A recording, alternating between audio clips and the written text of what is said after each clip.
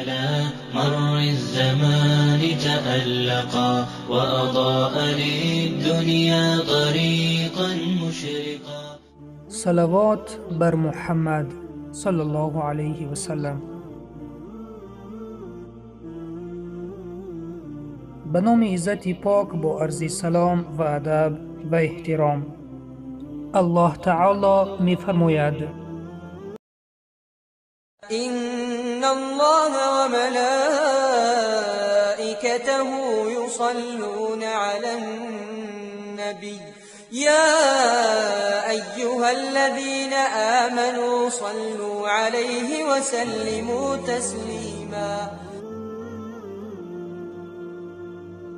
به نام خداوند بخشنده و مهربان.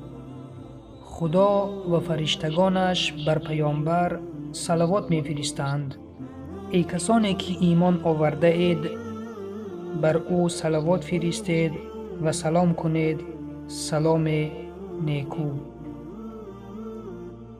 پیامبر اکرم صلی الله علیه و سلم فرمودند: بسیار در شب و روز جمعه بر من صلوات بفرستید.